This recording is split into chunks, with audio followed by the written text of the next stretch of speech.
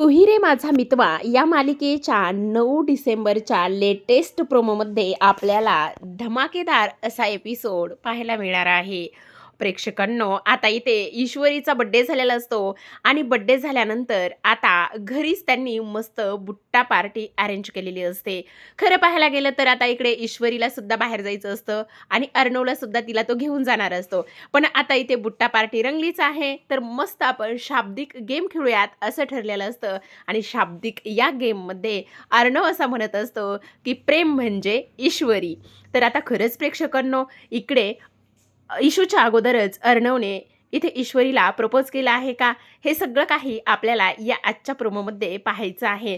तर आपण पाहतो की आता अर्णवने मस्त अशी सुंदर साडी ईश्वरीसाठी डिझाईन करून घेतलेली असते तिच्या वाढदिवसाला.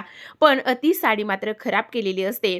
लावण्या, वल्लरी त्याचबरोबर राकेश ह्या 3 त्रिकुटांनी मिळून त्या साडीची पूर्णतः वाट लावलेली असते. राकेशनं तर ती पूर्ण साडी जाळून टाकलेली असते. पण ईश्वरीने मात्र त्या सगळ्या गोष्टीमधून एक क्रिएटिव्हिटी म्हणून खूपच सुंदर अशी ती तयार होऊन आलेली असते. पण आता ह्या सगळ्यांना असं तिला पाहिल्यानंतर आनंद होतो, पण लावण्याचा मात्र पूर्णतः जळफळाट होत असतो.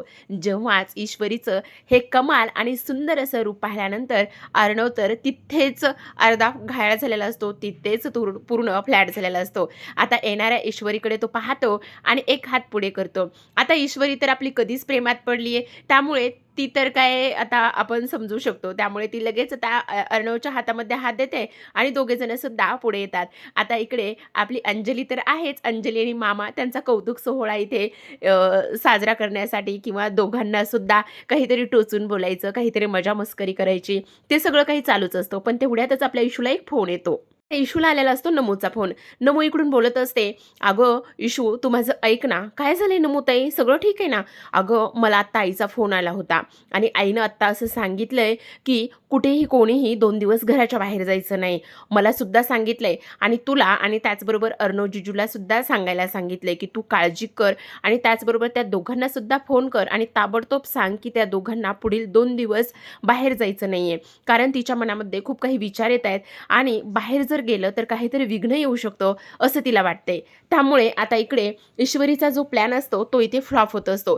कारण तिने आता अर्णवला प्रपोज करण्यासाठी खूपच मस्त आणि सुंदर अशी बाहेर अरेंजमेंट केलेली असते. ती त्याला तिथे घेऊन जाणार असते आणि हे सगळं काही ती तिथे गेल्यावर करणार असते. पण आता चेहरा पडलेला असतो. मग आता इकडे ती कारण शोधत असते. आपण बाहेर तर नाही जाऊ शकत, पण आत्ताच इथे काहीतरी केलं पाहिजे ह्याच विचारामध्ये असते.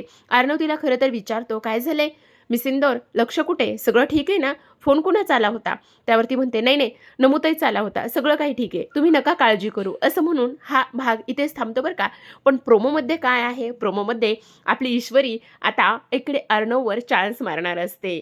म्हणजेच हटके स्टाईलने अर्णवला इथे ती मस्त प्रपोज करणार असते. आता खरं तर बाहेरच्या ह्या थंड वातावरणामध्ये चांदण्या रातीला मस्त बुट्टा पार्टी ही लोकं करत असतात. आता बुट्टा पार्टी करत असताना इकडे ईश्वरीने छान असा बुट्टा भाजलेला असतो. तर आता तिकडे दुसऱ्या बाजूला आकाश म्हणत असतो, की "मी काय म्हणतोय, आता मस्त आपली इथे बुट्टा पार्टी रंगलेलीच आहे ना, तर आपण एक शाब्दिक गेम खेळूया का?"